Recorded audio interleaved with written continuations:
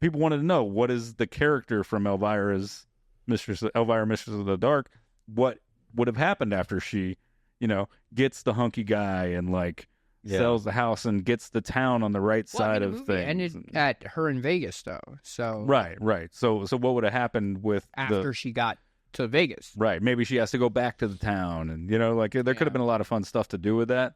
And I think I would have liked a movie where she had a coke problem in Vegas. This is her and Carrie Fisher. Yeah. Man getting bit by an alligator in the street.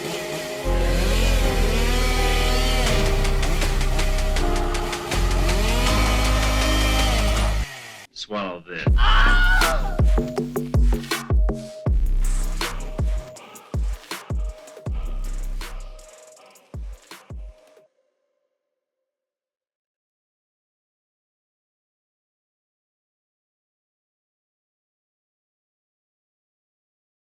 Two of us love horror movies, and the third one we make watch. We cuck them with horror. Yeah. I learn. All right, I know this is my space, but I take a step back and I say, okay, what do I have to gain from this? Yeah. And you guys have given me so much. Yeah. What have you learned so far? We've talked about. We're on episode 3.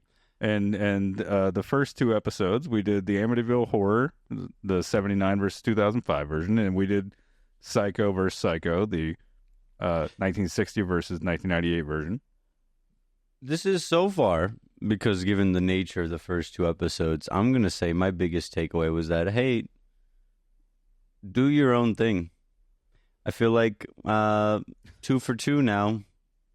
They try and do the same thing, and it's not worked out. The old people have done it better. You gotta have time away from it, right? Both of these didn't wait long enough, the ones we talked about before. And then you also have to have quality, right? So like John Carpenter, why can't I say his name? Carpenter. John Carpenter Like Jesus. He remade like 4 or 5. Yeah, like Jesus. Old Johnny Carpenter, they called him. Old Johnny Carpenter. He remade a bunch Died in a cross tonight, though, yeah? He remade a bunch of 1950s horror and sci-fi stuff, and that was all stuff that when he remade it, everybody was like, oh, those weren't like beloved classics. But those two, they took classics, and they sort of...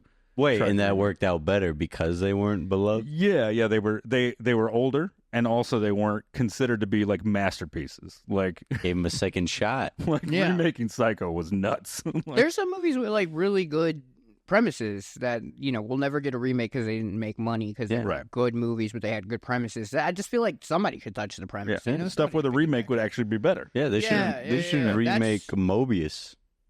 Mobius. No, we can leave that. It's Mobius. Is it Mobius? I don't All know. right. So Morbius. It's Morbius. Yeah. It's got an R. Yeah. So today we're going to be talking about something a little different. I felt like I gave you guys a lot of information on the first 2 episodes. Yeah. First one, we talked about the real life murders of Butch DeFeo's family by Butch DeFeo in the Amityville Horror. And we talked about how that was all a bunch of bullshit, and they probably just did it to sell a book and movies, right? Yeah. So we got that. Talking about Morbius. It's Sean Dolan. Pretty good. A Sean Dolan class. Oh yeah! Shout out to whoever said Sean is a rising star. Yeah. And I said voice of a generation. Also, fuck the guy on Spotify who said they weren't sure about the other guy besides Zach and Ray. Are you serious? Someone said that? That's fucking great. I didn't even know you could comment on Spotify. Yeah, I didn't know you could comment on Spotify either. Yeah, me neither. Oh, but Sean runs the... I got an email about it. Dude. Yeah. They sent me an email. Spotify said, hey, you're going to want to take a look at this.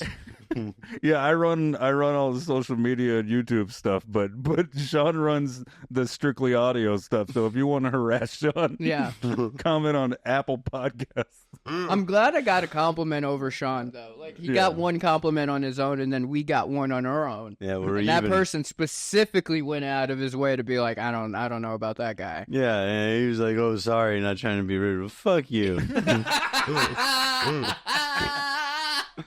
Oh yeah, but also this is the thing about all the movie podcasts and stuff that I like because I'm a film nerd and I like movies and I like information. But like most people, like we're giving everybody the best of both worlds, right? You got I do the research, I give information, but then we're all funny. Yeah, me and Sean mainly dig around. Yeah. You have no idea how good you guys have got it. Whoever that guy was that talked shit, you need me. Yeah. Oh, speaking of, if you don't want to listen to Sean or Ray. Hey, and for that guy who said that, go ahead and email us, and we'll send you a free T-shirt. On me, I'm going to send you a free Reasonably Afraid T-shirt. No, they need to start harassing us in the comments of the social media stuff so the numbers are better. Yeah. So that say it to my face. Yeah, say it to Sean's face online Instagram. So we did actually, as of today, we put out our first shortened clip thing on YouTube. So I did a thing called Just the Facts, and it basically cuts you guys completely out of the episode. Yeah, because I didn't realize me and Sean are spreading fake news. We're not the facts. I didn't realize it until I was like halfway through editing, and I went, "Oh, cutting it to Just the Facts is literally just me telling you guys stuff." So there's a 5.5 minute clip of just the information about how Butch DeFeo killed his family, and then another family lied about a haunting so they can make some money to cover up their abusive dad's tracks. Me and Sean go into this podcast making sure that we give as much wrong information as we possibly can. Yeah, that's great. I like that you got a highlight compilation now, though, for you. Yeah. Well, I have to do one for you guys for your bangers, so I'm gonna start doing best of jokes from episodes too, and then link them. Good. Oh yeah. We don't have to talk about that now. Yeah. Cut all this out. Get one where I just give one video where it's best of my facts. It's like 15 seconds long. The Pacific Ocean is the world's largest ocean. Is that true? Go ahead. No. Yes, it is. Yeah, it is. Okay. It's just Sean guessing the cheese right on top of Ed Gein's pie. Oh, yeah. Okay, so we're back in. Okay. Go ahead and put a clip of the Pacific Ocean. He says this. I never put clips up. Go ahead and... You never put a single clip Look at those waves. Dude, this is such a waste for the beginning of it. This feels like we can't put this here. God, something about watching marine life just relaxes me. Okay. All right. Just add a little marker so people could skip the bullshit and get straight to the review. Yeah, we'll put a time marker. Yeah, that section is called us reviewing your reviews of us. Yeah, you fucking pieces of shit. I like that as like a little segment. So the first two episodes we covered the real life tragedy of the DeFeo murders. Yes. And the Amityville horror subsequent 14 films and all that. A franchise. Which was also a tragedy. Yes, tragedy. Absolutely. The films were just as bad as the murder. Especially, in a different way, obviously. Yeah. Amityville. But it probably destroyed more lives. If That's you think true. about it. Yeah, Amityville 5 Dollhouse. Arguably a different thing. Yeah. So, lives were definitely destroyed on that set. For sure. Yeah. For sure. Yeah, nobody does a TV movie and goes, "Here we go. Yeah. This is it. We made it." Yeah. Well, and then of course we covered Psycho vs. Psycho and the original Wisconsin serial killer Ed Gein. Mr. Gein. Yeah. Which none of that stuff's going to be able to be monetized. This episode might be the only monetizable episode, depending on what we say. And knowing us, probably not. Mm-hmm. So I thought I would give you guys and the audience shit and cum. Thanks for that, Sean. Thank you for that. Straight bleep bar through all that. When you edit it, zoom in on Sean's face and then just. What can I say? I'm a little reckless. So I thought I would I'd lighten things up a little bit for you guys. We started out with a family annihilator and a serial killer. Yeah. So I thought maybe today we would lighten things up. I choose all the films most of the time, and I say, would you boys like this? And they go, yeah, let's do that. Yeah. So today we're going to talk about the 2 movies that we watched. We wanted to go for a theme instead of doing the original versus remake. We did 2 of those in a row, and it felt like it was time to switch things up. So the theme of the episode today is Fear Thy Neighbor. And I've chose 2 films where people are not using common sense and judging things based on surface level and treating people in such a way that you might go, not super cool of you. Yeah. You should always be a little bit wary of your neighbors to some degree, unless they're minorities. That's on you, dude. That's on you. Or if you just see black people moving in a neighborhood, you get scared. That's not on us. I didn't tell you to do that. And wait, what? Yeah, what do you? What? Do you want to elaborate on any of that, or you feel good about everything? You feel good about all the words you said. I feel great about all the words I just said. Great. Well, I did pick 2 movies. He said the theme is fear thy neighbor. You know, where the problem is they're judgmental, and Ray's like, which isn't bad, unless it's racist. Unless it's racist. But they weren't racist. Well, we did pick in either 2 of these movies. No, they weren't. They weren't. But I did want to stress out that we are not supporting Yeah, but that also type of fear. Right. What we are supporting is white on don't judge white. anyone. Yeah. I feel like you guys aren't thinking that I'm not progressive here. I'm super fucking woke, bro. I'm super woke. Sorry. So as for 80s movies in general, it's almost exclusively white people in these 2 movies. Yeah. Oh, yeah. Oh, wait, maybe it was racist.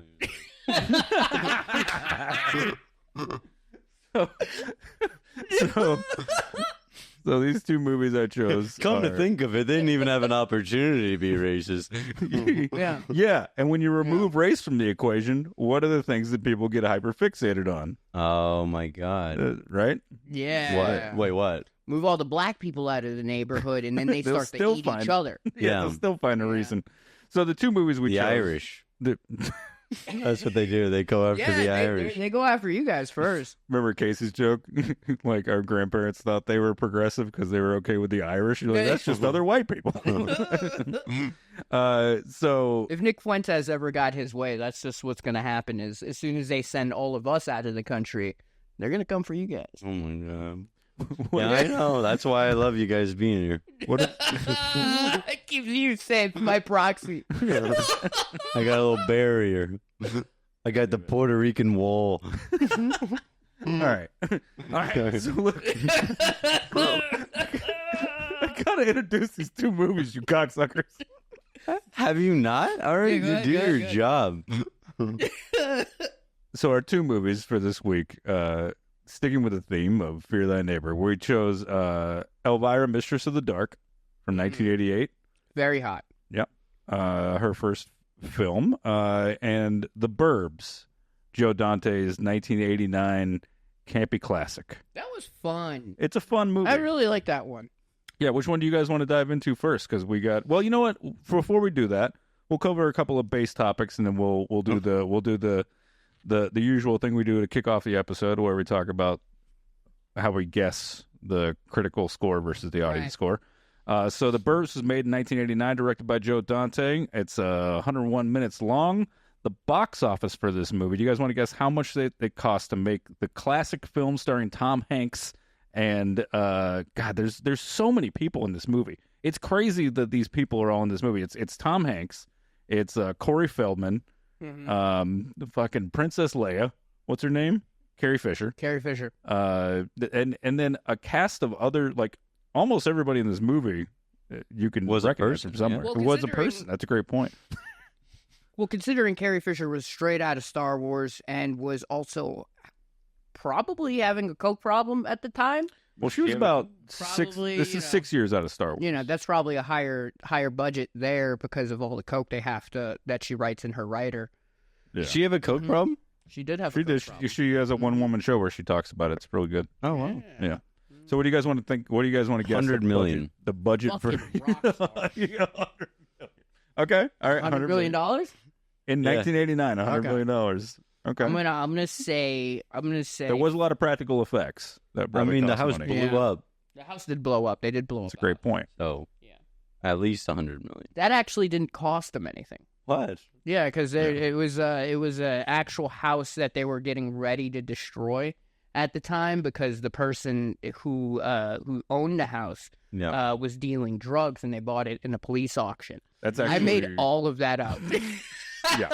Yeah. No, this was shot on the Universal backlot. Yeah. Sean believed that. But not for a second, dude. I saw you searching for the words on your face. Searching. You were like, I'll get better. But do you guys know that Apocalypse Now, the tree line they blow up in the beginning of Apocalypse Now was all the destroyed set pieces from a monsoon.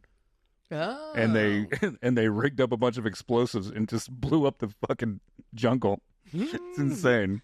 That's we need to cover that just because it's so nuts. Go ahead and But anyway, so what do we think the budget for the Burbs was? He said what an 100 explosion. Jesus Christ. We just cut to the clip, right? Oh yeah. We're never gonna cut to a clip. Dude, why not? I mean, if you really want Ray to, you're gonna have to find so it. Bad. I will. Yeah, find the clip and I'll do it. Deal. Right. So Sean says $100 million for the Burbs. I feel like you guys are laughing at me. Should I not? I'll go 90 million. Okay, 90 million. What do you think? Oh, $56 in a blowjob. From who? From Carrie Fisher. Okay. Don't do that, dude. She's queen. Okay. Oh yeah, okay. Yeah, honestly, can I respect. just say that was in bad taste? I'll stop No. messing around, guys.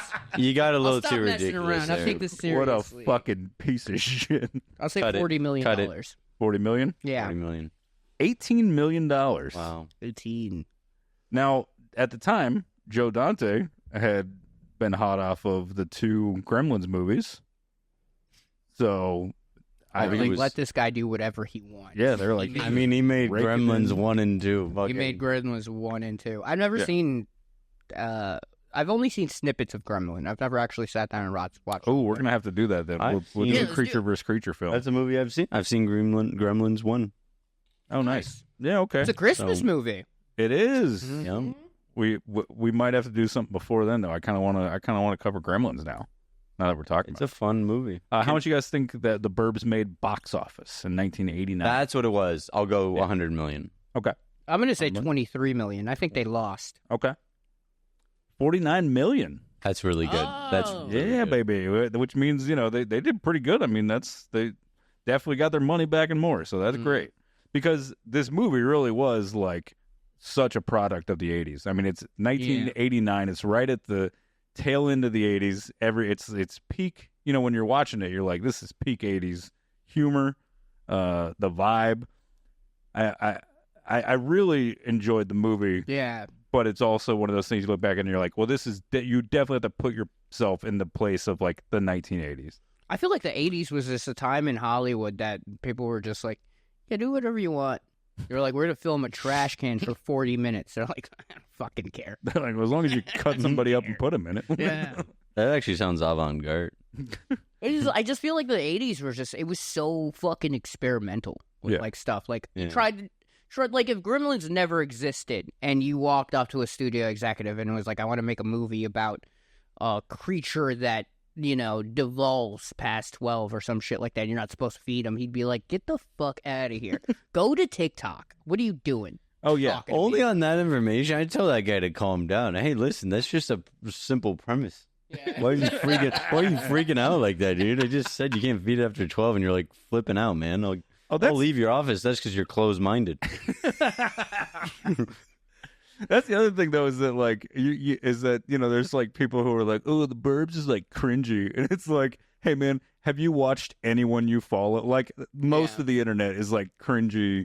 Like, people are like, get ready with me while I go to get divorced. And you're like, maybe you don't need to film this. I don't Okay, know. I'm not going to say it's cringy, but the Burbs at times didn't land for me. Yeah, no, I get that. I get Absolutely. that. But what It's a I don't fair like, assessment. what I don't like about people calling it cringy is like but most people think they're funny. Yeah. 90% of people are not funny and are very cringy. And it's like, if you got the nerve to call another person or another thing cringy, you better fucking bring it, dude. You better fucking bring it. Go ahead and mark that, Spike. He does all the audio. I don't. I'll figure it out. Yeah, no, it's true though. It's like yes, there's elements of it that didn't land because it's a very much a time period thing, and that it's like, and also that even for the time, it's a little bit over the top. But it's also you get that feeling when you watch it, like the music and the vibe of it. Even though it's like cheesy and over the top, and like that one part where like the camera zooms in and out real quick while that was the best part. That was great. That was good. Yeah, but you also go like, oh, this is meant to be like a cartoon in real life. Yeah. Yeah. No, Like, I think they should have leaned into that more, though. I agree. I think they leaned pretty hard.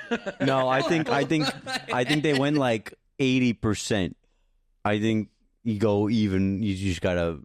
I feel like the other movie, I liked more actually. Okay. Because it they was leaned a little harder. It was a little bit, or like when she was more... like, "Here's what you won from the fucking inheritance from Elvira's." I was like, "Oh, this feels like it leans into the quirkiness of it more." It's a little more self-aware and yeah. Mm-hmm. So before we talk about Elvira, we'll do the Rotten Tomatoes score. What do you think that the critic score for the Burbs was in 1989? Because the critic scores are majority. I did look it up, but I. Oh well, then no, I go first. I'm mentally ill, so I don't remember it at all. I knew you'd forget. That's why I wasn't worried about it. He's like mad at me when he walked in, but then he quickly calmed down and it was just like, well, he's not gonna remember. No, I don't. Wait, let me go. Just because you might have something. I might have but if you wait longer, then I'm gonna remember. Okay. I'll say critic slower than audience. I'll go 40% critic. Okay. 50% audience. Okay. What do you think? I actually think that might have been really close. Really? Yeah, 58% audience. Mm-hmm. No. Yeah. No. 70% audience. Okay. 58% critics. Well, did I hit it? Your dumb, fucked up brain really kicked in. Was it the exact numbers? Pretty close. That is how I made it through high school, dude. By cheating? Just your high brain. Your high brain released a couple of memories. Yeah. I don't know how I remembered that, but I remembered it. 56% critic score and 71% audience. That's way higher than I was. Whoa. So we'll talk about this a little more when we do a little more deep diving. But so the Burbs actually has a small cult fan base. Yeah. And you know how they do like Rocky Horror Picture Show where they go and like show the movie somewhere and people like act out the characters and they have stuff they yell out together and everything. Yeah. Mm-hmm. There's actually a Burbs like version of that. Like, who goes there? What kind of person goes to the Burbs? Just people that fell in love with the movie. I think it's a lot of people. I'm gonna guess if you grew up during that time period, like say you were born in like like the late 70s, and you were like coming of age in '89. Yeah, then you might feel a little bit more connected to that. Right. There's a lot of grown, sad, neck bearded men in their late 40s, early 50s. Recently divorced, who are wearing very faded Deadpool shirts, and won't shut the fuck up about everything 80s. And you might find these guys at open mics. You might find these guys comedy classes. But sometimes you find them at horror conventions, and we want you to know you're not the bad one of you. And please buy our merch when you see us there. But you'll never find them getting help. Now what gets talked about, that's hilarious. What doesn't get talked about as much though are there's very happy like just people who like love film and they go to anything that's like film related. Oh yeah, for sure. And then like couples that like go do this stuff together and stuff. And you meet them at conventions where they're just like they'll be like dressed like them from the Burbs, which is funny because they're just dressed like people from the suburbs in the 80s. Yeah. And you're like, man, this is like under any other circumstances, you'd just be like, why are those people wearing throwback clothes? But for some reason at a horror convention, you know it's the guy being Tom Hanks because he has like a curly hair wig, like a short curly. Yeah, it's really funny. You're just like, oh look, it's Carrie Fisher. It's wild to see. I don't know why I'm annoyed about this. I kind of want to go to one of these. I want the Burbs thing. Yeah. It's a weird. It was it's a so weird mid. Film it was it's a weird film to center your your personality around. Even just a fragment of your personality. I don't think it's a center. It's a weird pick. I don't think it's even a if center it's around. I think it's just like a fun hobby thing. Even a fun hobby. Well, you know what I think I it think is? it's weird. I think it's more of a childhood thing. It's just like it didn't matter what movie it was. It was just the nostalgia and the feeling of remembering what it's like to be a kid. Because like I watched Balto was a big movie for me growing up. I watched it like a year ago, like as an adult, and I was like, "This is garbage." What the hell is Balto? As far as Balto, it's a movie about a sled dog who is like half wolf, half dog. Wow, it's a great movie. I like how he's too young for it and I'm too old for it. It's only for you. It's literally there in my my demographic. You guys ever seen Cheaper by the Dozen? No, here we fucking go. What do you mean here we fucking go? What are you talking about? Now that is a good nostalgia movie, all right? That is Sean's favorite movie. Yeah, I don't want to get into it. You know that's a remake? What? You know it's a remake? But you didn't know that, did you? I didn't. I don't know shit. Damn. You know, no, there's like a few different Cheaper by the Dozens. Which one did you watch? The one with Steve Martin. Is the one with Steve Martin the remake? Yeah. Okay. Oh. Can I just say one thing about Cheap? No, I won't. I feel to be a fraud, Sean. Yeah, I don't even do whatever. Once Steve Martin got on it, that's how I knew it's no longer a remake. All right, everything he touches is fresh and new, exciting. Did you know he was this big of a fan of Steve Martin? No, I had no idea. Me neither. All right, Jesus Christ. Oh, that's great. All right. I fucking love Steve Martin. I'd fucking die for that man. All right, we're going to talk some more about the Burbs in a minute, but we do got to talk about, we got to introduce the second movie. Yeah. Elvira. Yeah, Elvira Mistress. Oh, yeah, dude, all right. Take it off, Sean. On because it's... Also, I would appreciate if the audience could keep their comments about Sean's legs to themselves, okay? That was Chad, wasn't it? I don't know, but... Big leg energy. A lot of people got a lot to say about Sean's thighs. He is not a piece of meat. He's a man. Yeah. He deserves your respect. They're very strong. Thank you. I am made of meat. It's because you got 17 my size. And you never will. Oh. No. Well, I just feel like I'm parading myself. Yeah. You're putting it out there for free. They won't get my thighs until it's behind a paywall. Speaking of putting it out there, I'm not capitalist, so. Speaking of putting it out there, the next movie we're talking about is Elvira, Mistress of the Dark. Hey, you're good, Zach. You're good. What a transition! Now explain why that works. Well, I figured the way to get to your heart today would be to make you guys watch a movie that is comedy and titties and horror. Yeah, you can't really go wrong, you know. Even when people say, you know, they don't like titties, it's like, yeah, you do. You all do. Well, you know, I got that. Wait, who has said that? I have a whole bit about how, like, I'm sure there's someone out there. I've never. You're indifferent to titties, but no one's indifferent. Like, titties. Anyway, I hate them. I don't like them. I do whatever I can to not look at them. Okay, so we're talking about Elvira, Mistress of the Dark from 1988. Jesus. No, he's at a strip club. Is his worst nightmare. Oh my god, I have trauma from breastfeeding. My mom tried to suffocate me with the titties while I was a child. I can't look at any titties. It makes me ashamed that I get hard every time I look at one. There's deep resentment in my heart. This is why we can't. Woman takes off her shirt and like, it reminds me of my childhood. Oh, get it out of here. We have to have a crime associated with these films, or it's like this is where it goes. All right. No, but for real though. So like you were saying about the runtime is 96 minutes. So both these movies fit in a good frame of like a comedy vibe, right? You want about a good hour and a half for most of them, you know. Yeah. Funny People was like 2.5 hours, and everybody was like, that could have been 90 minutes. So Elvira, Mistress of the Dark, fun movie, fun watch. Again, very of its time. You know, with a lot of the like slapstick humor and one-liner jokes and breaking the fourth wall, was one of the things that made it more fun to watch, I think. The male gaze was so strong in that movie. And a lot of male gays like Elvira. So Yeah. Oh, There was really? Yeah.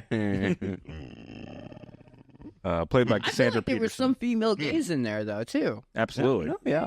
I feel like it was equally male gays as female gays. Because Well, wait. Okay, but the small town guy. I meant like gays as in like. Yeah. Wow. No, I don't know if he did. Yeah, no, I know what you meant. I understood what you said. He got the wordplay. Yeah. Well, no, but then okay. You were gazing at them titties, is what you're saying. Yeah. That's the male gaze, is me gazing at them titties, dog. Wait, You don't know. That's he doesn't know the phrase "the male gaze." Yeah. Oh, I didn't know. I know what the male gaze is.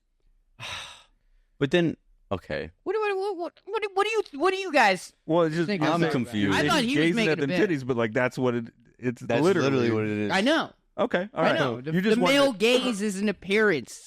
It's all appearance Right, based. Yeah. Okay, so he did understand, Sean. I did understand. I like that. Okay, Sean... but in film, let me break this down for you guys. I took a class in community college. I don't think you guys get this. I have an education in this shit, and it was about movies. Yeah. I watched movies for 3 credits. Oh, that's why he doesn't like movies. Yeah. So when they talk about they make you watch Gone with the Wind and Birth of a Nation usually. So those are 2 movies that'll. You're like, hey, remember racism? You're like, hey, we're all trying to move on, man. I watched Gone with the Wind, and not once was there a windmill in that entire movie. I feel like it just didn't hit the mark for me. I'll leave this podcast. I honestly, I want to leave too. All right.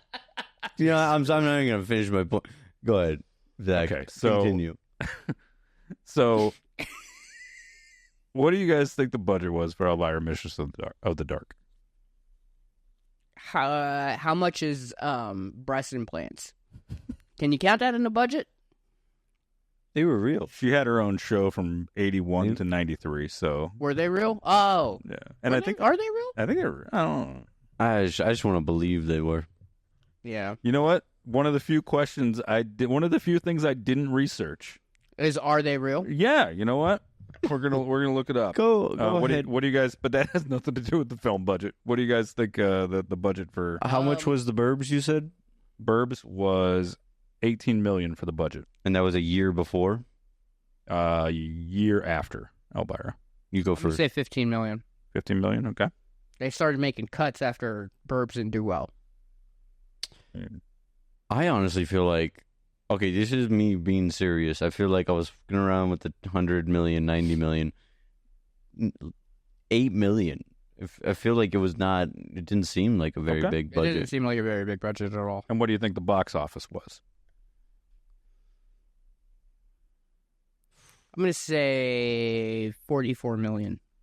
I'll go 22 million. Okay. Half it. Well, boys, for once, Sean gets to take home an award. Oh, Ladies and gentlemen, the box office for Elvira Mistress of the Dark, $7.5 million. Closest to the pin, baby. Dude, I'm actually fucking talented. Yeah. You know, I took a class in community college Yeah. for movies. Yeah, I heard that somewhere. 3 credits. Go ahead. So I did hear in an interview where she said they actually spent $13 million on it, but that's on an official site at 7.5. So the box office, it made $5.5 million. Ooh. They lost $2 million. Wow. So hopefully she just got that number wrong when in that interview, because that's way more money. Fucking travesty. Yeah. Now here's where it got turned around. With VHS and DVD sales and the cult following, much both like cult followings. Right, exactly. Yeah. And VHS and DVD gave probably double those numbers over the years.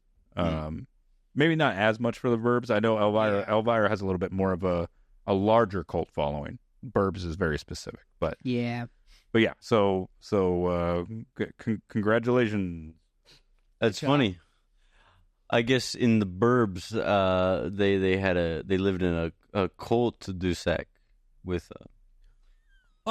They lived in Somebody give this man a raise. I think my last bad joke in comparison was still better than that one. Yeah. I kind of hated them both, but, you know. Yeah. I feel like I'm slowly dying. Well, you're hard to please. That's a great point. I am really difficult to make happy.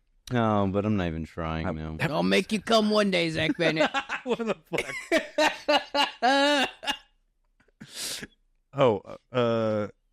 Our producer is not out sick today, by the way. He's just not on camera right now. He's resting. Come lay down over here. But if you... Well, he's not going to come over here if you call him that. Oh. But just rest assured, he's fine. He did have an attack recently. He got attacked by coyotes. Yeah. But also, he attacked a coyote. Oh, he did attack a coyote. Gangster as fuck. So, but Turner's doing well.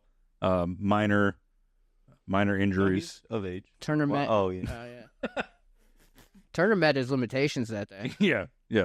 Our producer, Turner, fought fucking coyote and came out okay, all things considered. So we're still making him work, though. Yeah. He doesn't get the day off. He's just not on camera. Yeah, you should see the other coyotes. Perfectly fine. They didn't even flinch.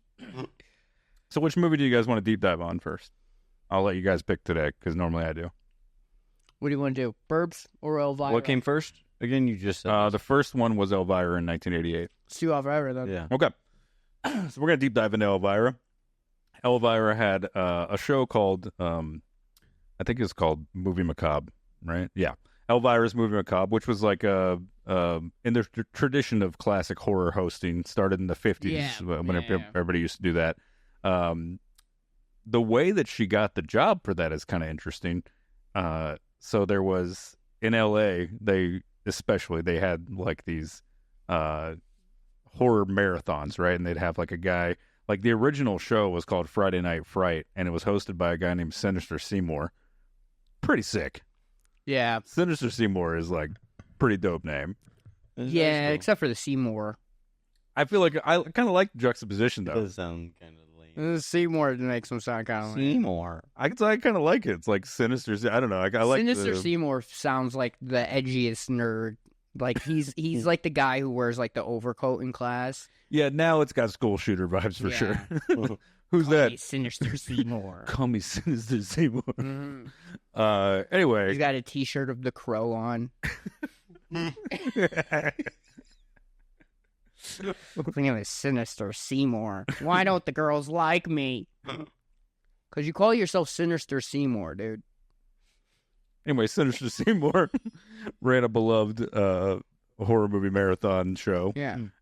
When he died, the show just kind of went away for a little while. But once they realized, we're missing out on a little bit of money here, we could bring this show back and televise it and everything, because that show started in the 70s. So by the late 70s, people are starting to go, okay, we could use a little more than just like sitcoms and late night shows, right? We can, and then public access TV started to become a thing. Yeah. So what they did was they reached out to a 1950s horror host, one of the few female ones from back then, called Vampira. And Vampira, if you look up pictures of it, and then you look at pictures of Elvira, Vampira Elvira, and you're like, some of this seems pretty similar. So. Oh yeah. I was looking up that a little bit. Yeah. Wait, did they own the? Oh, was that illegal? So Vampira owned her. No, yeah. No, Vampira owned the rights to her character, but she did not own the rights to the show. So they could keep the show going the same way, but they couldn't have someone say, "Now I'm Vampira." But they wanted to keep the show going. When she left the show, she left over racial discrimination issues, because the past is cool. Yeah. What was she? Vampire. Oh. Yeah. I get it. That sucks. Yeah, they kept putting garlic powder in her wardrobe. That's fucking racist. That's crazy. Yeah, there was literally racist. That's so wait, racist. what was she? So she wanted to have another. For real. Like, what was she? Well, she wanted to have another person on the show who was black, and the producers wouldn't let her. Oh, but she was white. She left in protest. Oh. Yeah. I don't think she. Fucking dope, though. Yeah, kind of dope, man. Pretty to fucking be like, badass. well, fuck you then. Yeah. And then, of course, as comedians, actors, musicians, and such are typically, we're all whores, Oh, yeah. They put out a casting call, and if you're a young, starving comedian who's performing with the Groundlings, because that's how Elvira started, performing improv with the Groundlings, and, you might develop a character that can kind of fit the Elvira mold, right? That makes sense. So she went in for an audition, and they said, "You're the new Vampira." And then Vampira's lawyer was like, "No, the fuck you are not. We own that. You can't have it." So she went, "Okay, we'll come up with something." Or the producers said, "Okay, we'll come up with something else." And they said, they sat her down. They had a little writing meeting, and that's how you got Elvira, Mistress of the Dark. Yeah, that's pretty. I'd love to see them next to each other, but you guys don't want to roll clips. You know what? If we cut a reel for it, I'm sure. I'll roll it. Yeah, I'll roll it. We'll just do a side by side picture. We don't want to give Sean too much satisfaction here. No. Yeah. So that show ran for a while. Elvira's Movie Macabre ran from 81 to 93. So really good run for a late night horror show. Yeah, anybody in their late 30s and on might remember watching that live. That's a little past your time, but they have them all on Amazon. You can watch them all on there. All those VHS and DVD collections have come out, and Blu-ray special edition box sets now and stuff. Yeah. So there's a whole bunch of old horror movies you can watch with Cassandra Peterson, Elvira. Oh, so there's a bunch of whores. Okay. This is, to explain that little bit of dead air.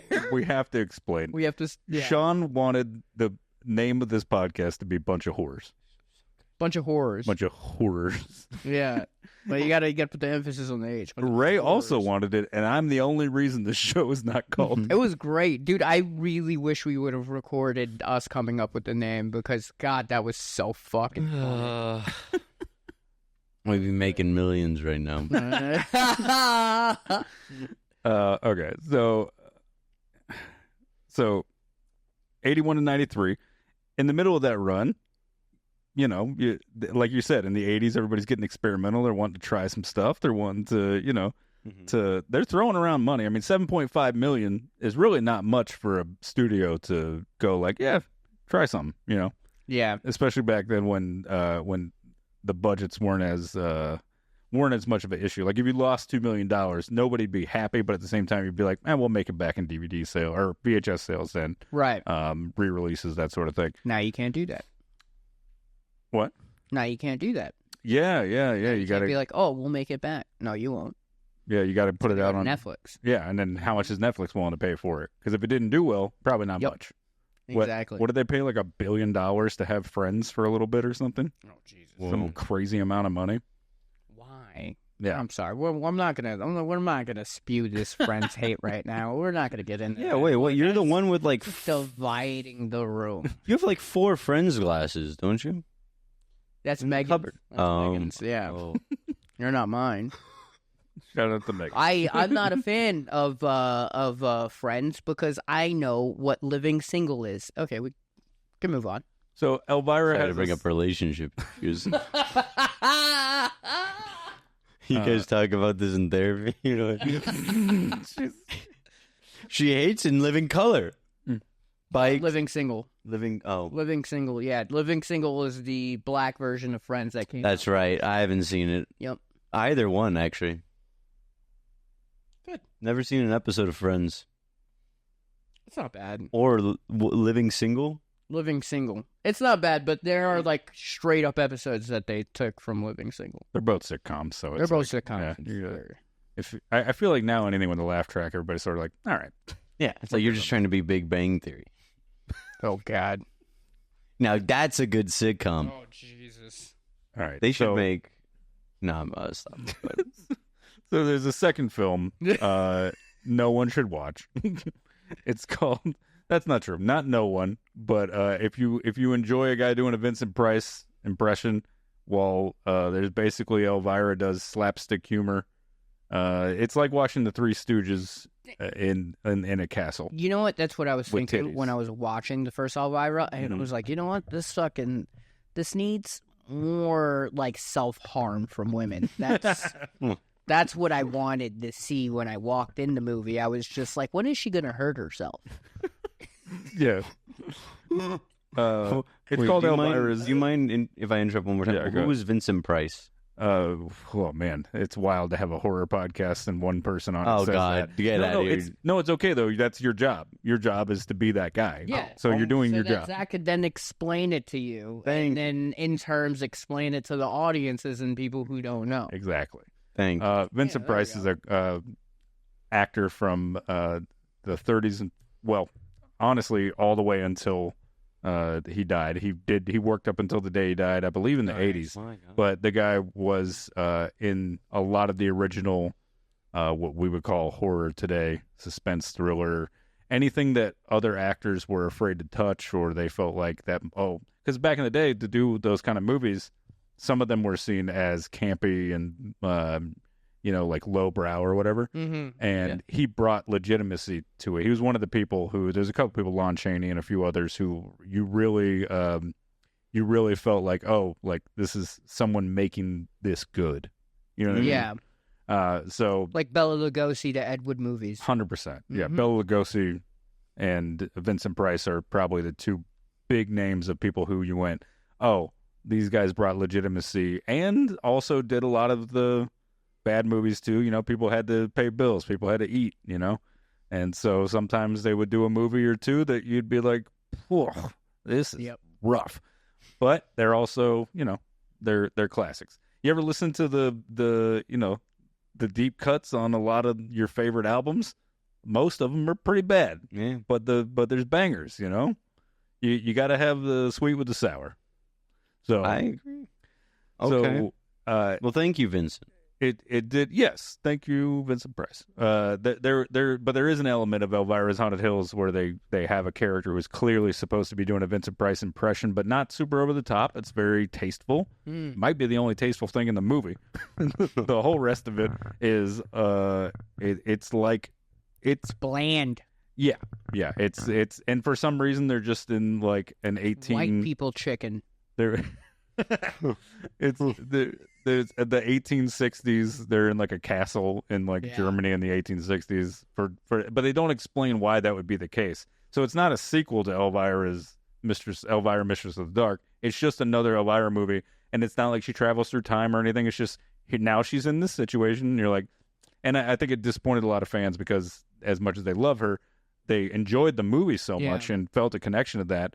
And it had been 12 years since the last movie, and they wanted a kind of continuation of people wanted to know, what is the character from Elvira Mistress of the Dark? What would have happened after she, gets the hunky guy and sells the house and gets the town on the right side of things? Ended at her in Vegas, though. So right. So what would have happened with after she got to Vegas? Right. Maybe she has to go back to the town, and there could have been a lot of fun stuff to do with that. And I think I would have liked a movie where she had a coke problem in Vegas. This is her and Carrie Fisher. Yeah. Dude, crossover? Crossover sequel with the Burbs. That would have been. It's too late now. Yeah. God damn it! But how great would that have been? The second Burbs is a black guy moves into the neighborhood. That would have been the only way to. It's the same exact movie as the first one, just the main character's black. That's how you read. But he doesn't turn out to be a drug dealer. That's how you fix the. That's how you fix the old Elvira show problem, right? Yeah. You go. You know what? We took an opportunity away from a person of color. We're gonna make Elvira black and make her move into Tom Hanks' neighborhood. And I'm gonna watch Living Single. Oh yeah, dude. I'm gonna educate myself. Okay, couple quick things, and then we'll move on. So she also had a TV show called The Elvira Show, but it was only a pilot episode. You can watch it on YouTube. It's actually pretty good. You watch it, and you can understand why it didn't go to air, because it's a lot of pretty dirty jokes, but they're all innuendo, but they're pretty dirty for CBS was like who was supposed to put it out. And CBS is, of course, the most notorious for being pretty heavy on their censors and like and it was in 1993 was when they were going to put this. It was right after her movie Macabre had ended, and then she pitched this pilot show. They shot it. It's pretty well done for. I mean, it looks like similar to the set of like any show around then, like Married with Children and stuff. Like Fox would have probably bought it if they hadn't gone to like CBS. If they had gone to Fox, they would have bought it. But it's the story behind that though is that they shot the pilot. The studio paid for it. Yeah. Everybody at the studio was like, yeah, we're probably going to greenlight this. She's coming hot off that show, and the movie had, even though it didn't do super well box office, it had a cult following. So like we got a built-in audience that'll kind of help keep this going, or at least kickstart it. The guy who was one of the producers, one of the executives at CBS, who was greenlighting that, went on vacation. And the week that they were actually supposed to select shows and like what time slots and everything, he goes, oh, there was a guy who filled in, and he goes, oh, we can't air this. Like, these jokes are too dirty. This girl's tits are hanging out. Like, this is nuts. We're not doing this. And he fucking canceled it.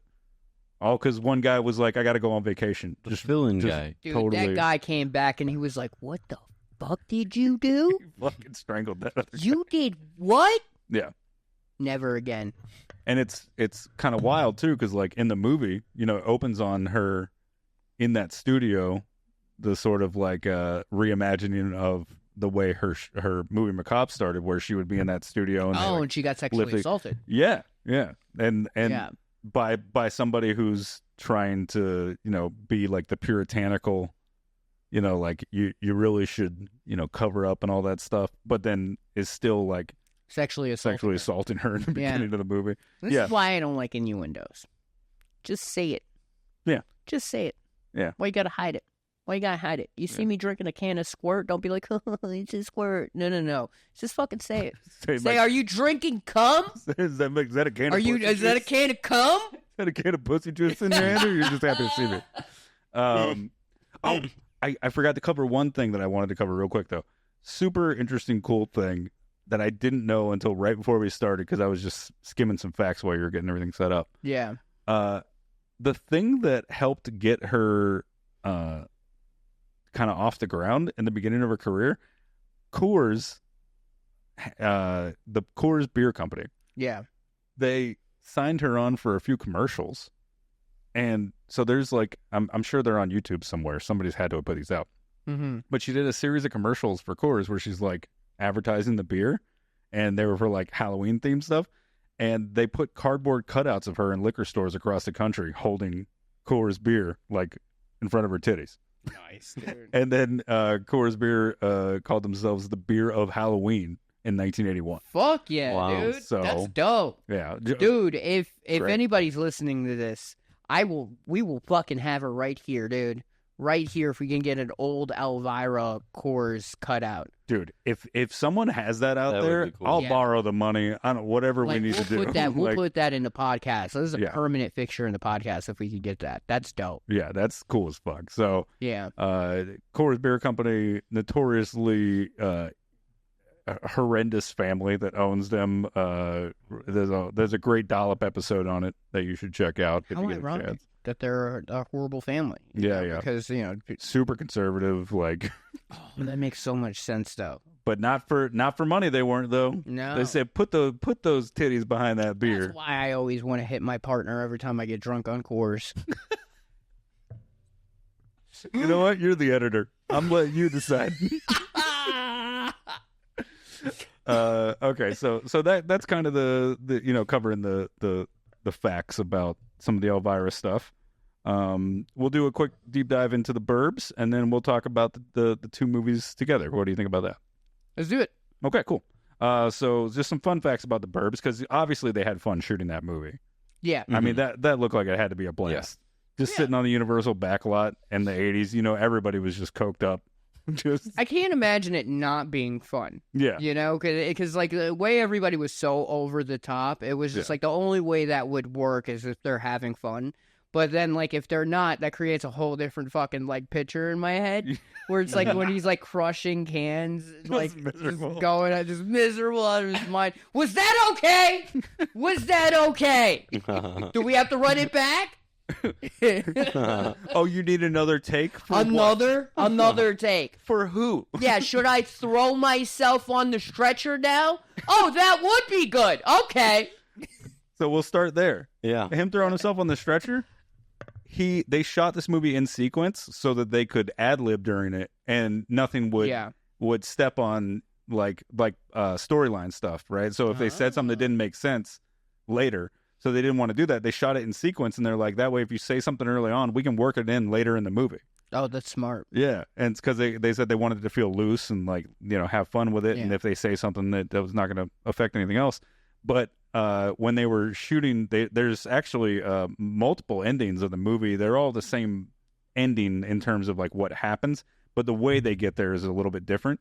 So one of the takes was Tom Hanks grabbing the stretcher and just throwing it in and then hopping into the ambulance. That was great. Yeah, he completely improvised that. That was one of my favorite. It's the best part of the movie. He's talented. It's so good. He's talented. Yeah. He's talented. Yeah, Tom Hanks, we should say, was not the Tom Hanks that you know and love today or hate today, depending on if you're a QAnon person. Or in the middle. Okay, anyway. Tom You don't Hanks. have to be QAnon to realize what's really going on. Okay. Yeah, Chet Hanks controls the weather. Yeah, he does.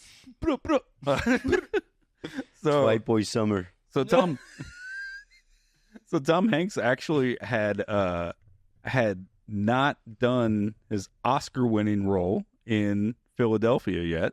Mm-hmm. He was still doing what he was known for at the time, which is kind of goofy 80s comedy stuff.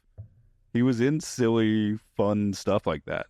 Like in 1992, he did Sleepless in Seattle. In 93, he did Philadelphia. Mm-hmm. And so, like, those were like the two movies that really blew him up. But before he did Sleepless in Seattle in 1992, he also did an episode of Tales from the Crypt. Fuck yeah, dude. So, which is his only other horror-related thing. It's the Burbs and Tales from the Crypt. So it's the two campiest, you know, like silliest but fun kind of things. Yeah. But so just to give you an idea of where Tom Hanks' career was at the time, because you can look back at it and you're like, why would Tom Hanks do this movie? This is nuts. And then Carrie Fisher makes sense. You're like, she probably owed the IRS some money, you know? Yeah. Bruce Dern, the Vietnam vet neighbor, probably owed the IRS some money. You know, these Carrie people were Fisher not. was like, what are we doing? No one paid their taxes in the 80s. Everybody, George Carlin did fucking 90 specials so he could pay back the government. And when they asked him about it, he's like, yeah, I snorted it all away. I don't know what to tell you. So they're like, well, if you don't want to go to prison, you better talk to HBO. So a coke problem is like a way better excuse to why you can't pay your taxes. it's so good. And the government's As like, opposed what'd to you what? do? He's like, it's gone now. We can't. Invested it in other things. I invested it in creativity. I didn't sleep for 10 years. So anyway, so that's just a little bit of the context, I think, for people who are too young to remember the transition of Tom Hanks from goofy playboy of the 80s to fucking Oscar-winning actor. Kind of a wild transition, you know? You said Playboy, too, though. Yeah, that does imply that he was fucking. Oh, Tom Hanks was fucking. Nice. Yeah. There ain't no way. You tell me Tom Hanks wasn't fucking, dude? Joe versus Volcano? That boy was fucking. Nice, okay. Okay, so just a I'm happy about that. couple of fun things here. It was also the 80s. Yeah. Yes. Very good. I think there was just more sex per capita Yeah. back then. People just did it more, right? I don't think It's that's the height of the AIDS crisis. Yeah.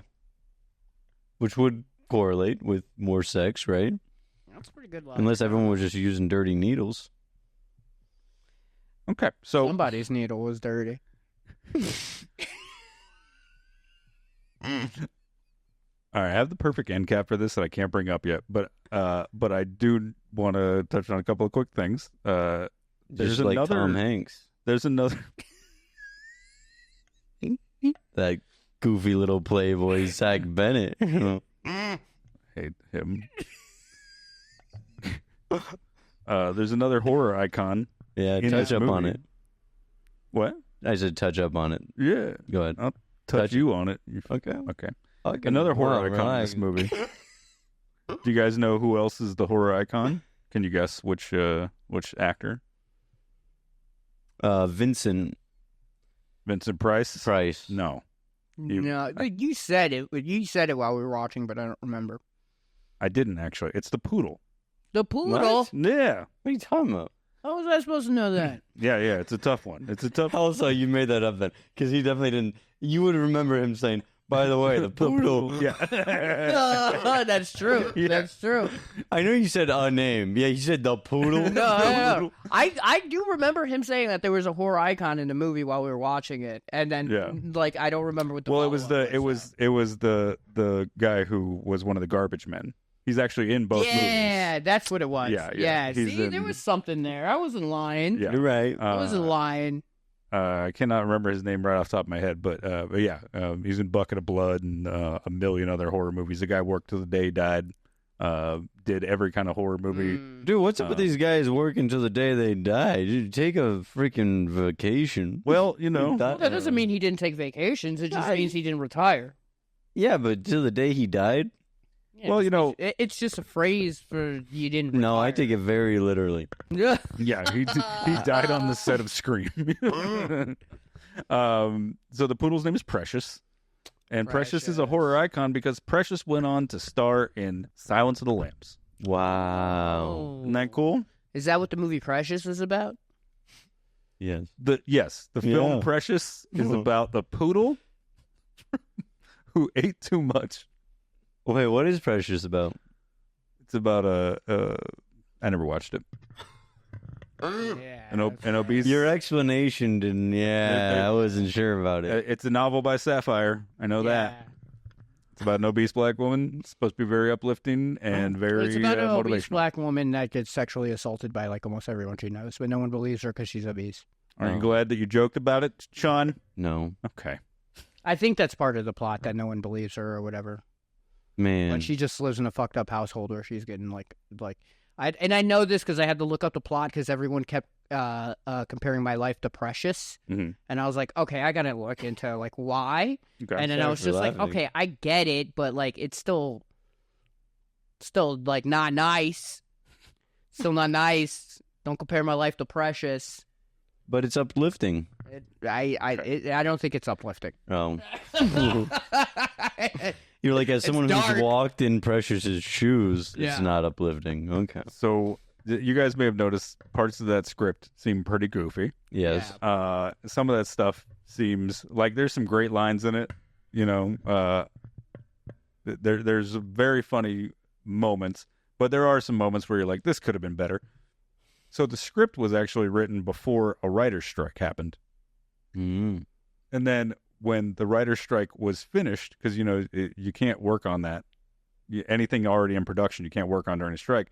So when it finished, they had to start production right away. Their schedule wouldn't allow them to wait any longer for use of, you know, cameras, crew, all that stuff, actors. Everybody's schedule was set for then.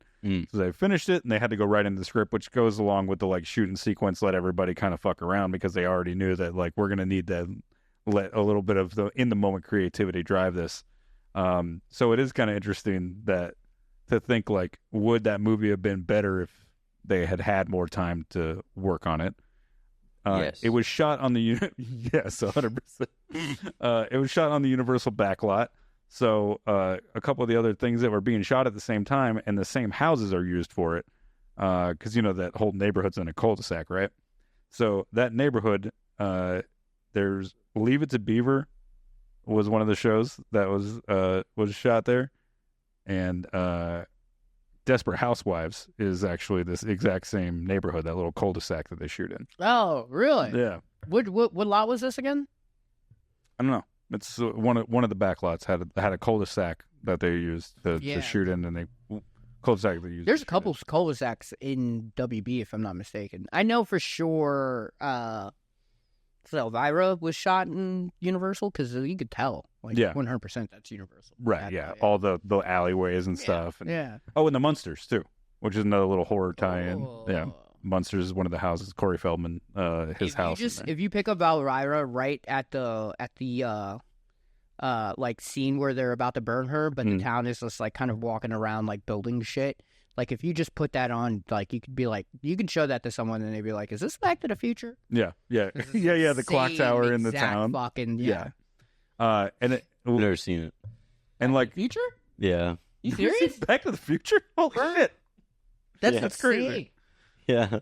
Yeah, I can forgive him not seeing Gremlins, but Back to the Future. Yeah. Yeah, I've seen Gremlins, though. That's a good point. You know what? That's so... I'm going to say this. He's seen Gremlins. Yeah. That actually makes up for Back to the Future. Not because they're even or anything, but because he's on a horror podcast and he just happened to have seen... Yeah. That. Yeah. I had a choice between the two, and I was like, well, I want to be horror-oriented. Nice. And it's Christmas. So, like a lot of films shot on the Universal backlot, they used to do, I mean, they still do the tours, right? The backlot tour where they drive the tram through and you see everything. I don't know how much of this affects production now, but back in the day, tons of movies, when they talk about the behind-the-scenes stuff, they all talk about shooting on the Universal lot was cheaper, but it was a nightmare because every time the tour would come through, you'd hear them. Like, they'd have to stop production. Oh, that probably happens all the time. Yeah. Well, they tell you on the tour to shut the fuck up. Right. But I mean, like, also silent it's after you're on air. So like, there's not a way to keep them from doing it. But I mean, a lot of just audio has changed though. So like in general, pull out a gun, you know, that shuts people up real quick. Shut them the fuck up. You know, they have prop guns everywhere on set. So, but like, I don't even remember where I was going with this. Jesus Christ. Can you not audio interrupt has them, dude? changed. Audio's changed, yes. Audio has changed. Yeah. So like before, back in the day, like they would pick up the audio from, you know, the trams and shit like that. Like, you know, I do an audio on this podcast. Like, you know, there's a whole room full of people behind us screaming. Right. And you can't hear them. Because I just, the AI is that good. Yeah. That we think we're in a studio right now. No, there's a whole fucking room full of people screaming. We haven't. I know he's joking about that, but I was gonna say I can't hear him. We have a neighbor who sneezes during the day. Yeah. I assume maybe even at night. Yeah. Mm-hmm. But they're never on the podcast, so I feel bad. We should get him on. Yeah, we should get him on. Well, so I bring up the. We should just give him a microphone. Yeah. What do you think about Elvira? And nice tickle his name. Well, so I do want to talk about the backlot thing real quick. That's kind of funny. So during the dream sequence in the Burbs where he's like dreaming that he's getting attacked by the neighbors, you know, and like the chainsaw comes out and like cuts the wall in half and everything. Oh, yeah. While they were filming that sequence, the Jaws ride was so loud for some reason. It was louder than usual, or for some reason they almost certainly had the audio settings off on the mics for the boom mic or whatever. Mm-hmm. But you can, if you go back and watch it, it's the perfect sequence for that to happen because there's chaos. But you can hear people screaming from the Jaws ride. Oh yeah, but it's a dream sequence, so like it almost plays into it. Yeah, it's people like help, and it's like so there couldn't have been a better time to have that bleed in, but you know, pretty wild. And before we get to the alternate ending, my favorite fun fact about the Burbs, it's so weird. So Corey Feldman was friends with Michael Jackson, because it was the 80s. And as we all know, Corey Feldman, pretty young then. Let me be honest. Yep. I knew we were going to get here. Did you? I did. I did. I don't know. Did you prep anything? Watching a movie with Tom Hanks. Jesus I was like, Christ. Oh, Mr. Old Hollywood? Okay. Well, I don't even know what I'm implying, to be honest with you. What you didn't expect was that Michael Jackson's chimp was actually banned. Was banned from the set because Corey Feldman used to borrow his chimp and bring him to set so everybody could hang out with the chimp. So remember how we were like, this movie must have been fun to shoot. They brought a chimp. They brought Michael Jackson's chimp to set. Yeah. Just to hang out. And then he smeared shit everywhere, and everybody went, get this fucking chimp Yeah. off the set. That's hilarious. That's great. That's also like a testament to how rich Michael Jackson is. That like not only does he have a chip, he lets you borrow it. I won't even let like a stranger borrow my car, let alone a fucking chimpanzee. And they refer to it as Michael Jackson's chimp. Yeah. Oh, that's just MJ's chimp. This is MJ's chimp. Just hanging out. Imagine your grip. Do you know who I am? Imagine your light. Love me. I switch shit all over this place. I'm just Imagine you're a lighting tech or something, you know, or you're a grip and you're on the set of this movie and you're like taping down some wires so people don't trip over. You look up and Corey Feldman comes walking in holding a chimp's hand. What the fuck is going on here? And somebody goes, "Oh, don't worry, that's Michael Jackson's chimp." And they're like, "I didn't see nothing." Dude, what a wild set to be on. They tell him, "Oh, don't worry, that's Michael Jackson's chimp." He's like, "All right, but whose monkey is that?"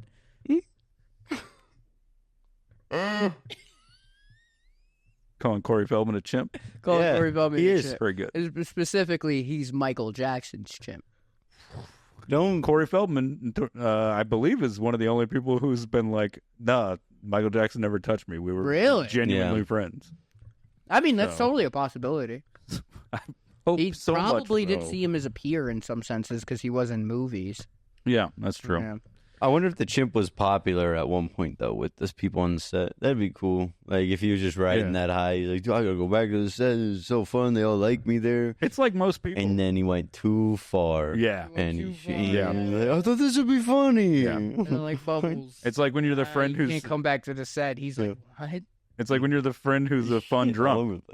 When you're a friend who's a fun drunk, you know, you're like, yeah, they're great. And then one day they shit their pants on a bus with you. And you're like, all right, actually, no more. That guy puked in the back of my car. You're like, yeah, he's fun. Yeah. I'm sorry about that. Usually he's pretty fun. Yeah. Can we bring up the story? Yeah. Sean had a coworker shit in his car. Yeah. What the fuck? I work with MJ's chimp. Yeah. Nah, he did though. That's great. And he was wearing sweatpants, so it seeped through and smeared my car. Yeah, what was it? He's the only one who he's one of the 100 people who've listened to this podcast. And he's like, I supported you guys until you talked about me shitting in Sean's car. And then he gets a DM from Michael Jackson's chimp, and he's like, "You too, bro? Stole my fucking act. You stole my fucking bit, dude." Oh my god. All right, so the alternate ending is actually pretty cool. It's on YouTube. You can watch it. It's pretty good. Honestly, I felt like if they would have left it in, it would have made the film have any kind of impact. like I mean socially, because like clearly there's a critique of the suburbs going on in this movie. Yeah. But because of the way it ends, where like a spoiler alert, sorry. Because of the way it ends, it's not a spoiler because it's exactly what you think it is. Like there's no twist, the people who they thought were bad are bad the whole time, and it justifies all their kind of fucked up crazy behavior they're doing during the movie. Paranoia of your neighbors. That ending pissed me off so much. Yeah. So much. I was just like, are you fucking kidding me? Yeah. Dude. Tom Hanks deserves to be in prison at the end of that movie. That's how that movie should have ended. Yeah, he just learned his lesson. That's all. And then they were like, okay, well, as long as he didn't learn his lesson. Instead, he was rewarded for his awful behavior. Yeah. Oh, by his. No, I guess. Well, he said it. He was like, oh my God, no, we're crazy. We're the crazy ones. Yeah. Oh, yeah. But it turned out that they weren't, though. Yeah. See, it's dumb. So now he thinks about that lesson and he's like, what was I thinking? So I really was the crazy one for thinking I was crazy. Yeah. So in the original one, they actually they kill him. Yeah. Like in the original script, right?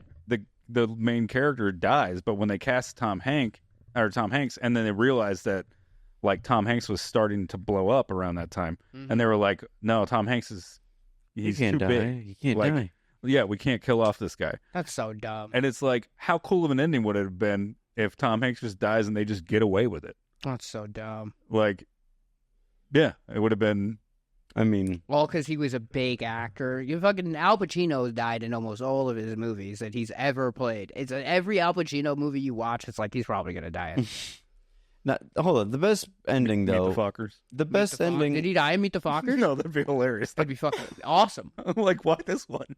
The Oh, comedy. he was in Meet the Fockers, wasn't he? Yeah. Or are you thinking? Or of no, Robert De I'm thinking Niro? Robert De Niro. Yeah, Nah, yeah. fuck. Yeah, Whatever. yeah. What are you saying, Sean? No, the best ending would have been if they didn't, like, they weren't murderers, honestly. Right. Like, it just would have been better. That the neighbors They were just eccentric. were being misunderstood. Yeah. And then They there were was just German. yeah. And they, yeah. yeah. And they had German explanations for all their weird activities, and they could point to it. I mean, I feel like that actually is the most predictable. And, like, that's where you want the movie to go. It makes sense for it to be like, oh, this is really weird that he's putting things in his trash can at 2 a.m., but maybe there's a fun explanation that's like, what the heck? Oh, so he didn't kill anyone. Yeah, put a twist on it. But Yeah. then it's just like, no, he actually did just kill people. Yeah, it was. Yeah, that kind of made me mad. Yeah. That just bothered me. That's the best Yeah. ending, and they didn't do that. And Well- And the thing about the movie is, it's like it's geared up to the ending. Yeah. It's like, because it's like a mystery, like the entire time. So like in any mystery movie, like it's like, oh, the big reveal of what was going on. That's what you're all gearing up for. And then for it to be like lackluster at the end, it's just like, Yeah. There's no serious. payoff. there's Right. no payoff. Yeah, it's just they've finally proved that the thing they've been trying to prove the whole time is right, but they're not really justified in their behavior No. necessarily. No. they should have found the evidence. If they're gonna do that, which is not the right route, they should have found the evidence or whatever, and like had, instead of just some cheap switcheroo punchline where he decides to kill him in the ambulance, the guy reveals that he was in fact a killer. It's like, well, dude, you were gonna get away with it because they didn't find shit. Right. Yeah, Mm-hmm. you could have.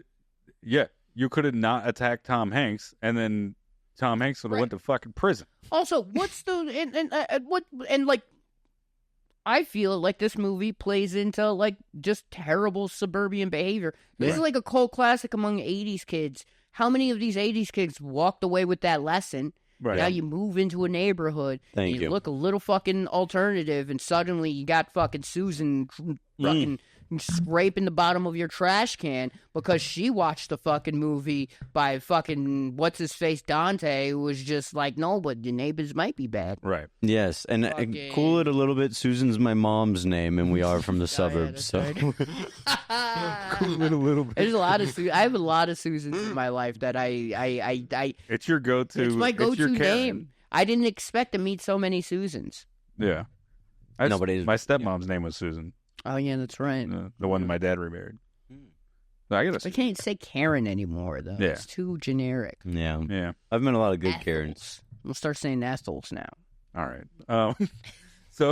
So in the actual alternate ending, you know, it everything still happens the way that you see it, the kind of like Yeah. letdown of that. But what is cool about the ending they cut out is that they have them basically say, like, while they're arresting the three German guys, they're arresting them and they go, you know, we lived in Los Angeles and nobody ever cared that we were doing this.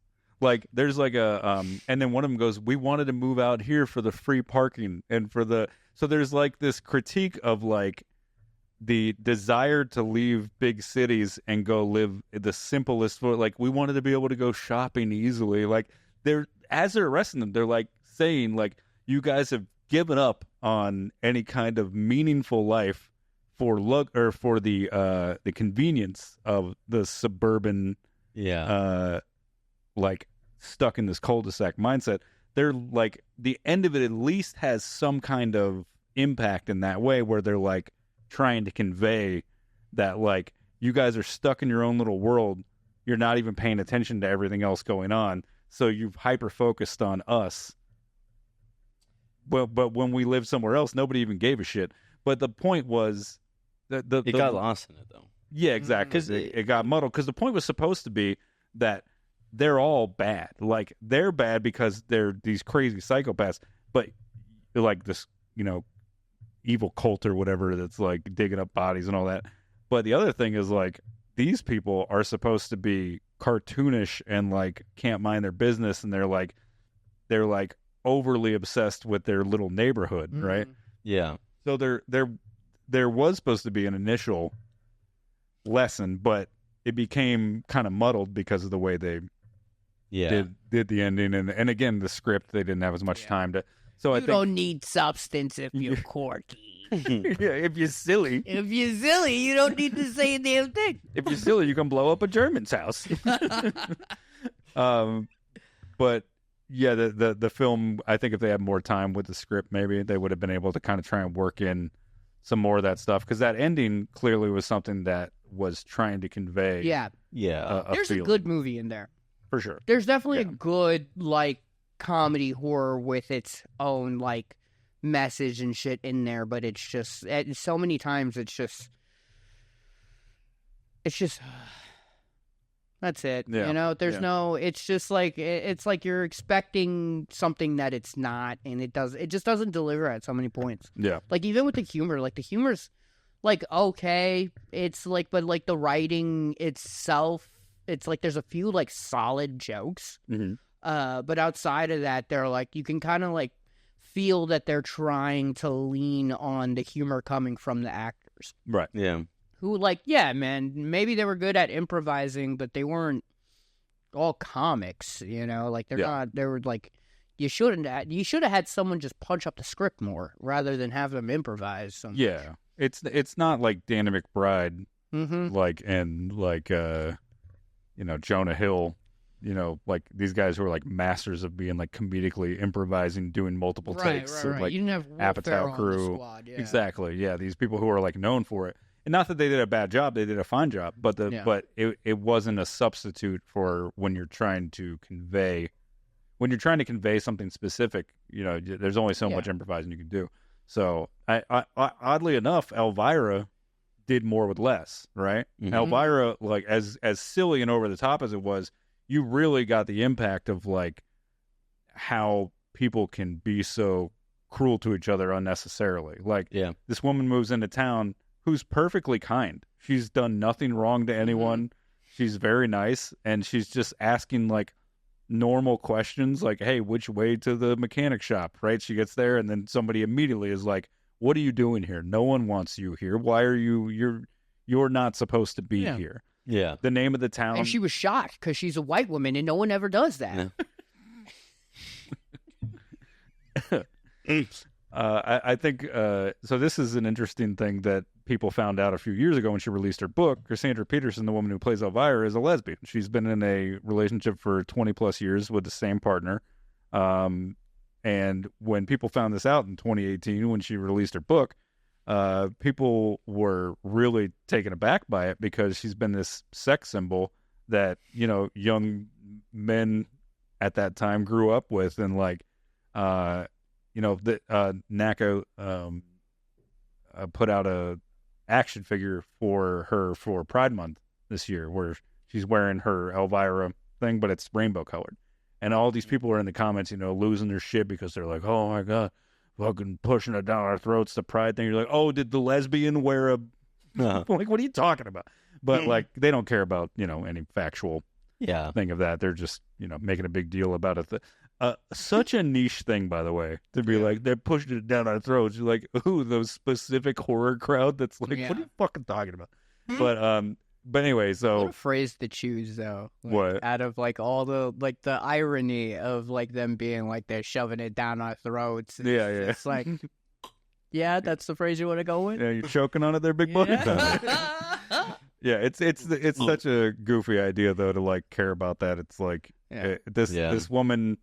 I would even say that the pilot episode of her show that she had, of the CBS show that she was trying to get greenlit, that show has word for word, I wish we didn't, because there's two witches. The show is Sabrina the Teenage Witch, by the way. Yeah. They completely ripped it off. It's two witches who have their niece come to live with them, and they have a talking cat who sounds like the one from Sabrina the Teenage Witch.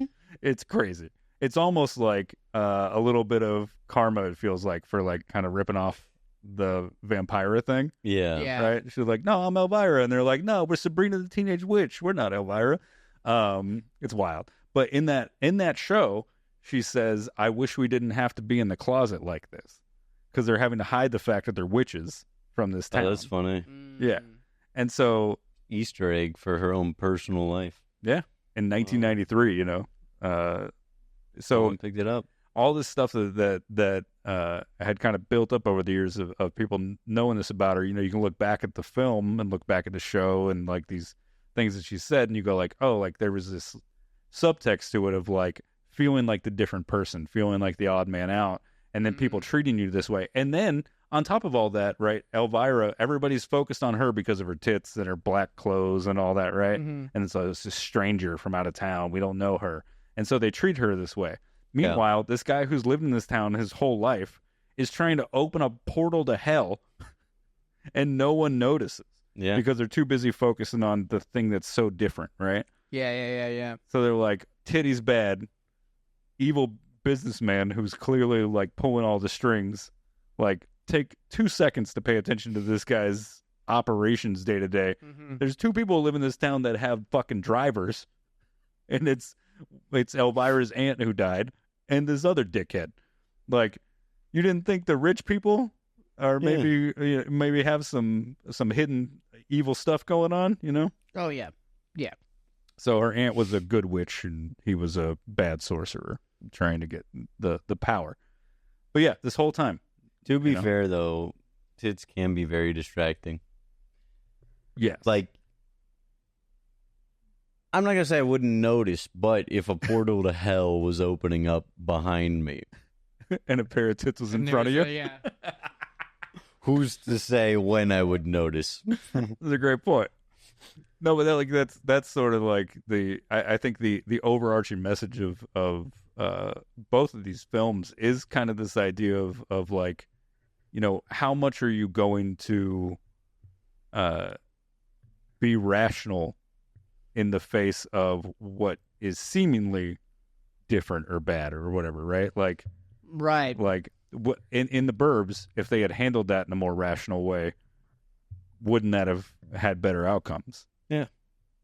And in Elvira, if they didn't treat her like she was dog shit for coming to their town, No, they would but in the Burbs, if they treated it in a rational way, they would have died, and that's what fucks up the message of the movie. Right, but I mean, I'm saying like, no, exactly, they would have died. Yeah, they would. The movie almost implies that you should treat people differently. Yeah.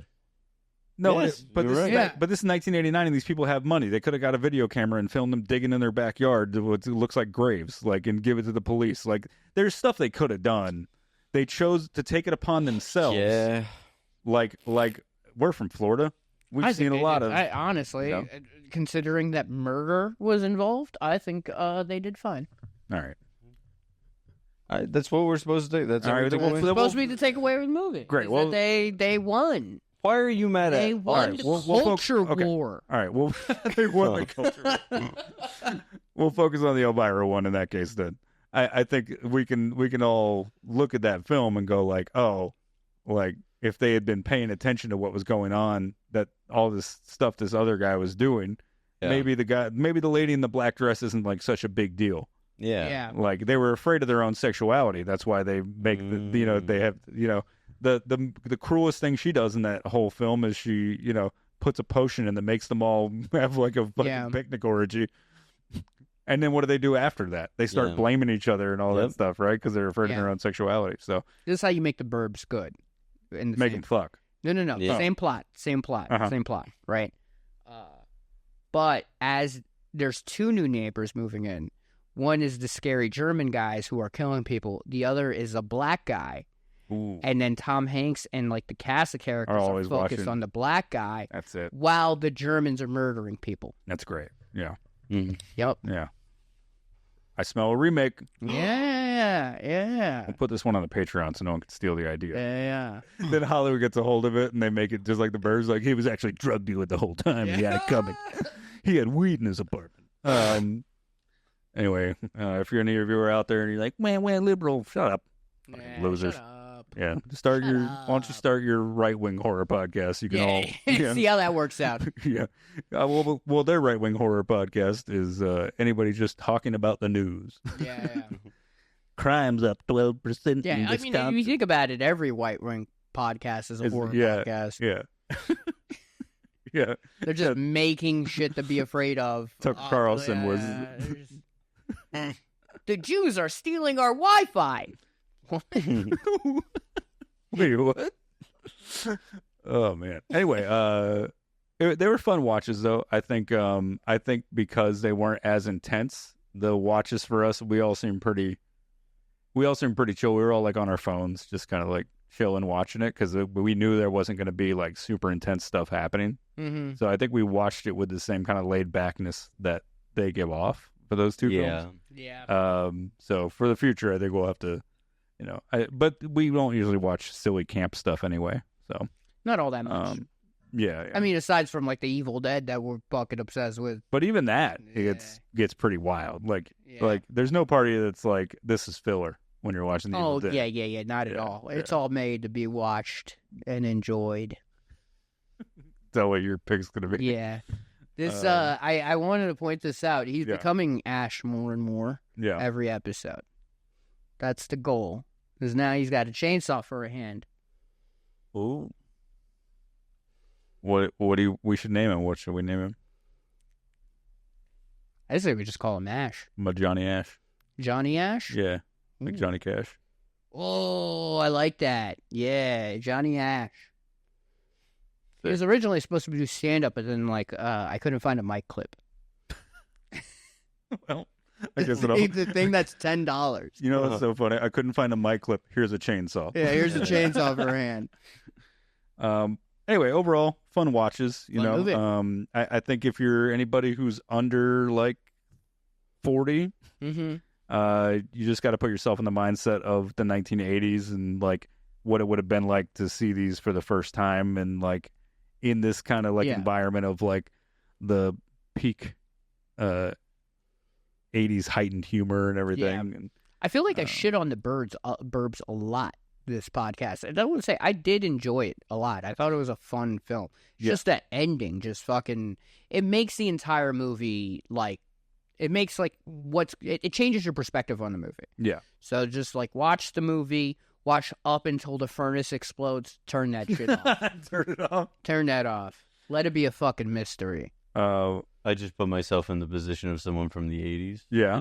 Actually, I was there. Mm-hmm. I still didn't like the Burbs. I put myself in the position of someone from the 80s, and now I have AIDS. So it's... I have to deal with that. We're putting this one on Patreon. No way. I don't think we should put this out. This should be I really think this should be a Patreon episode. No, the last episode was way worse.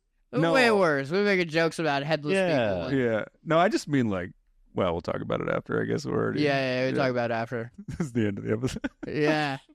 I like how we have weird endings. The last one, Ray's like, look, guys, Coke's not all bad. That was the craziest. It's like he was looking for it. I feel like actually it's happened this episode. Ray's just trying to find a reason to bring up Coke on the podcast.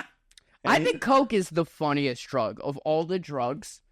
Coke is, besides Molly being shoved in your ass, that's funny too. But objectively, the whole idea of and then fucking freaking out, dude, that's so funny. Yeah. That's so funny. It's not as good in person. Are we about to end again, though? All right, last thing, I promise. Last thing.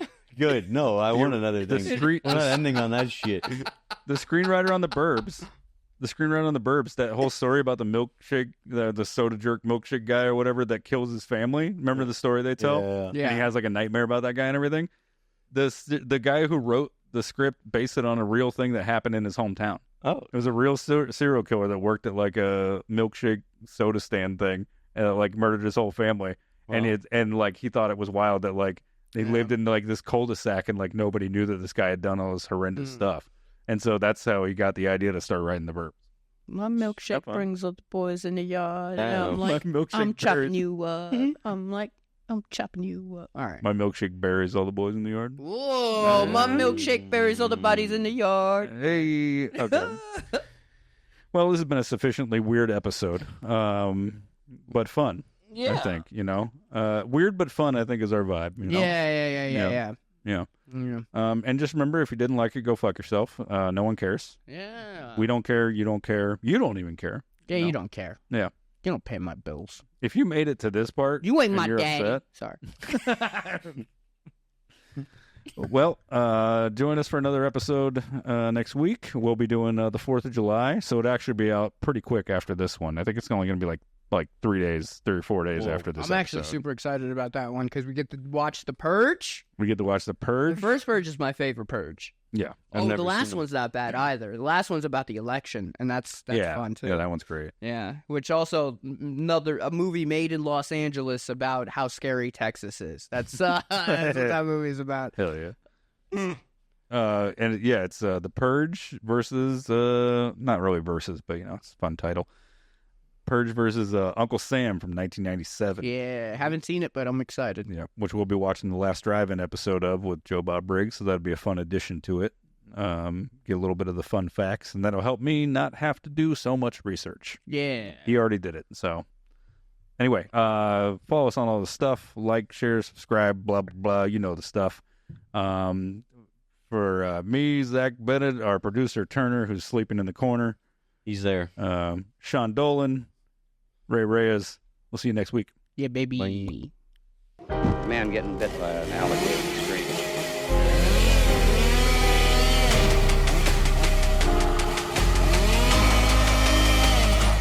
Swallow this.